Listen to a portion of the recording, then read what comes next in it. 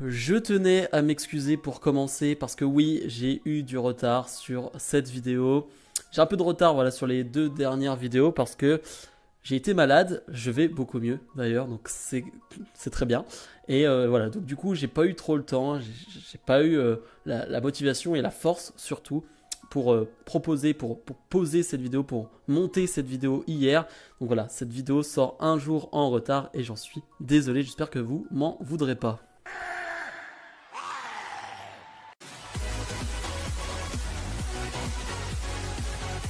Et bonjour à tous, on se retrouve aujourd'hui pour les résultats de NXT du 31 août 2021. On débute ce show avec Sarray qui fait face à Mandy Rose. Premier match de Mandy Rose à NXT depuis qu'elle est de retour.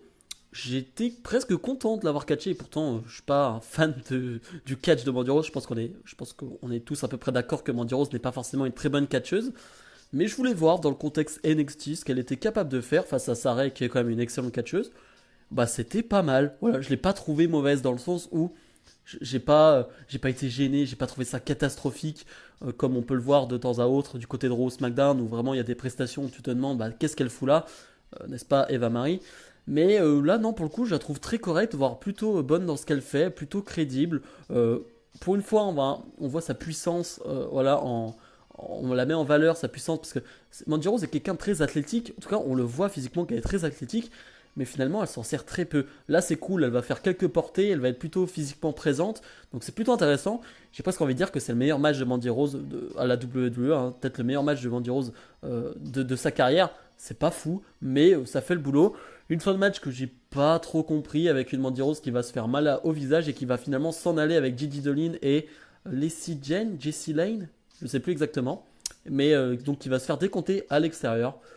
Voilà, et finalement, Gigi Dolin et Jessie Lane, je sais plus si c'est ça, je sais plus, vont attaquer Sarray en backstage.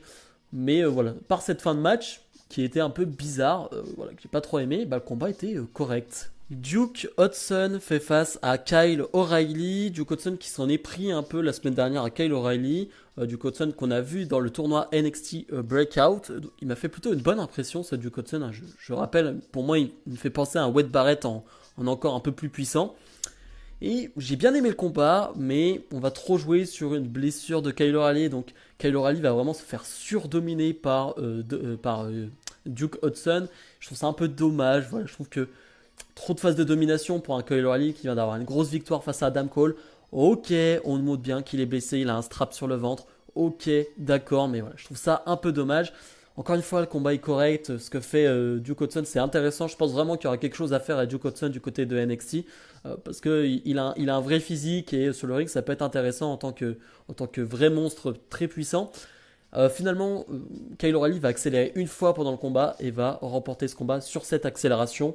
Voilà, comme je le dis, c'est correct, mais Kyle O'Reilly un peu trop dominé à mon goût. Le nouveau champion NXT UK, Ilya Dragunov est sur le ring. Il va nous faire une bonne petite promo plutôt courte, mais c'est histoire de nous dire je suis présent, je suis là, et on va pas mettre de côté NXT UK. J'ai l'impression que c'est le message envoyé par NXT en mode ok, Ilya Dragunov a gagné, il n'a pas le star power, il n'a pas l'aura d'un Walter, mais on le met pas de côté. Regardez, on le met à l'antenne et NXT UK restera toujours très présent pour NXT, sera toujours très important pour NXT.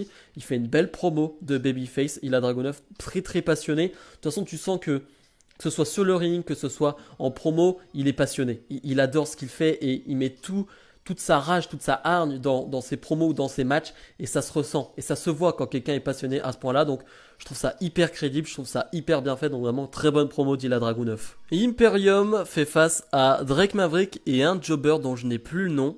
Désolé si c'est possible de me redonner le nom parce que je ne l'ai plus. Je crois que c'est la première fois qu'on le voit du côté de NXT donc j'avoue que sa tête m'est pas familière.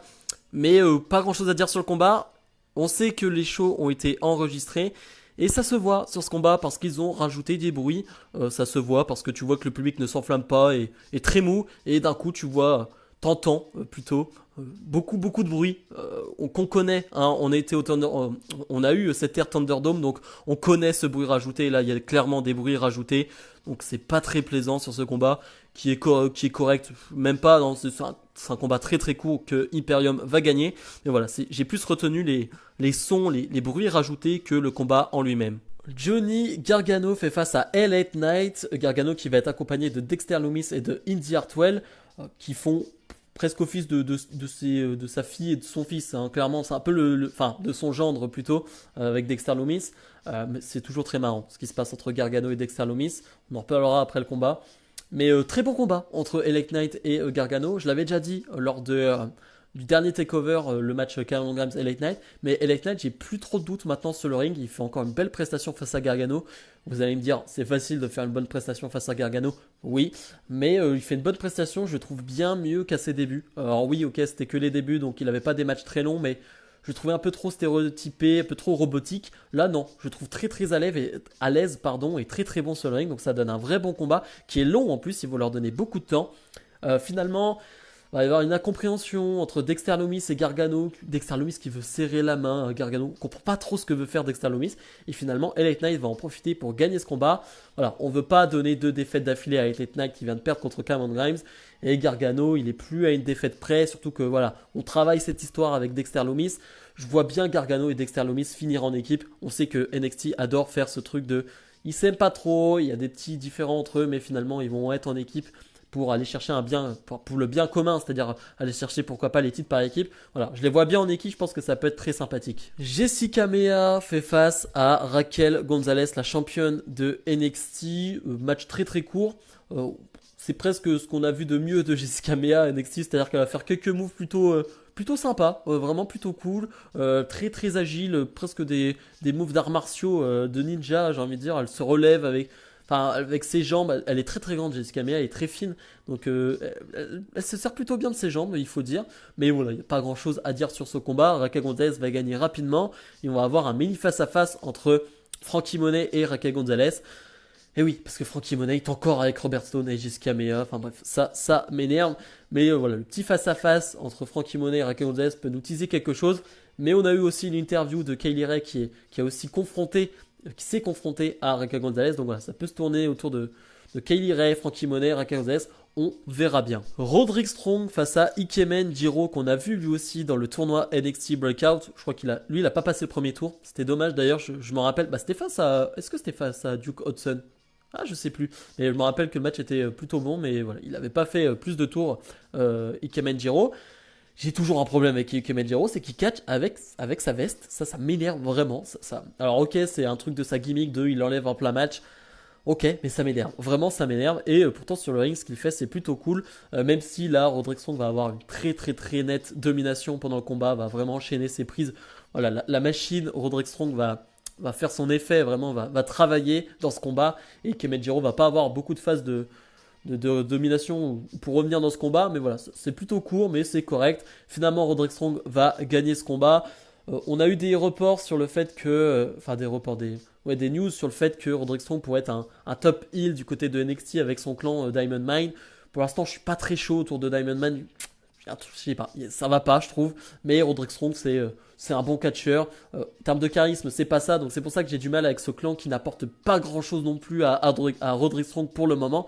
Mais on verra bien. Roderick Strong est un excellent catcheur, donc c'est quand même un plaisir de le voir catcher. Le main event, Ridge Holland fait face à Tommaso Ciampa. Ridge Holland qui avait battu Timothy Thatcher la semaine dernière, si je me trompe pas, ou il y a 2 semaines, je ne sais plus.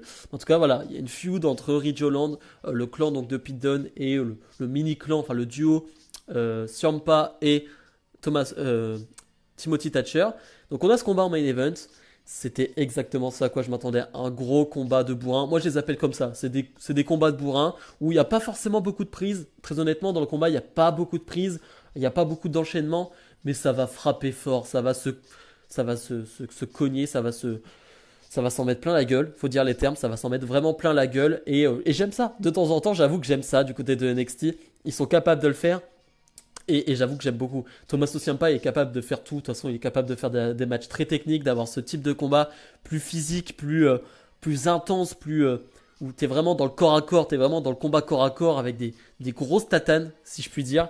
Et ouais, j'aime vraiment beaucoup ce main event. Ridge Holland fait bien le boulot. Et un Tommaso Ciampa qui va même remporter le combat. Je m'y attendais pas du tout. Je pensais que Ridge Holland allait enchaîner. il a que des victoires depuis qu'il est de retour. Je pensais qu'il allait enchaîner. Non, on donne une grosse victoire à Tommaso Ciampa qui va se faire attaquer par le clan de Pidon. Mais finalement, MSK et les champions par équipe vont venir aider Tommaso Ciampa. Donc très très cool. MSK, on les voit pas trop, mais voilà, il faut essayer de les mettre en avant et les mettre en valeur. Donc les mettre avec Tommaso Ciampa, c'est plutôt une bonne idée pour leur donner de l'importance. Je trouve ça plutôt bien fait. MSK qui vont défendre leur titre par équipe la semaine prochaine face à pas Imperium, non d'ailleurs, face à Oni Lorcan et Danny Burch, je crois. Donc voilà, on les inclut dans cette feud et c'est pas plus mal, voilà, ça leur donne de l'importance. Mais sinon, ouais, c'était un très très bon main event. Bilan de ce NXT, rien de mémorable, mais c'était cool. Vraiment un bon épisode de NXT. J'ai pas envie d'en parler plus, voilà, c'était sympa. Parlons plutôt des possibles changements, des rumeurs qui tournent autour de NXT. On nous en parle depuis quelques semaines, NXT va changer, va vraiment être très différent de ce qu'il est en ce moment. En tout cas, c'est ce qu'on nous dit. Il y a même un logo qui circule. Alors pour l'instant, il n'est pas officiel, je crois. La WWE l'a posté, mais je ne sais pas s'il est officiellement le logo de NXT. Je ne sais pas. Mais voilà, on nous parle de Vince McMahon et de Bruce Pritchard qui pourraient être les producteurs et qui seront les producteurs de NXT. Donc on peut estimer qu'il y aura un gros changement du côté de NXT. Pour être honnête, c'est pas quelque chose qui me donne envie, qui me procure de la joie, hein, clairement. Mais j'attends. C'est-à-dire que je suis pas aussi défaitiste que tout le monde. Je suis pas aussi négatif que tout le monde. J'attends de voir. Je ne jugerai jamais un produit avant de l'avoir vu. C'est-à-dire que je ne vais pas juger NXT, ce nouveau NXT, ce soi-disant nouveau NXT, avant d'avoir vu ce qu'ils vont faire en fait. C'est-à-dire que pour moi, c'est des débats que j'ai avec beaucoup de personnes sur Twitter. Pour moi, NXT est encore excellent et je n'ai aucun problème à le dire. Ok, on n'est pas sur l'ère Tommaso Ciampa, Gargano, Finn Balor, Samoa Joe, ce genre de truc de 2015 à 2018, un truc comme ça, 2019 peut-être. Ok, on n'est pas sur cette ère-là. Mais je suis désolé, quand tu as eu des gars comme Cameron Grimes, quand tu as des Damon Priest qui, en plus maintenant, percent dans le main roster, quand tu as eu du Karrion Kross, on n'a pas à se plaindre. Vraiment, on a eu des excellents combats, on a eu des excellentes feuds ces derniers temps. Donc, je trouve qu'on rabaisse un peu trop NXT en ce moment. Et ça me blesse. C'est pas que ça me blesse, mais j'aime pas ça. J'aime vraiment pas ça. Donc, encore une fois, on va attendre. On va attendre ce que ça donne. Ce que ça va donner plutôt. Si c'est pas bon, je le dirai. Si ça ressemble trop à Raw à SmackDown, je le dirai. J'ai aucun souci là-dessus. Mais j'attends de juger, j'attends de voir avant de juger. Bref, comme d'habitude, n'hésitez pas à mettre le petit pouce bleu et à vous abonner. Nous, on se retrouve dès samedi pour ma review de SmackDown. Salut, salut!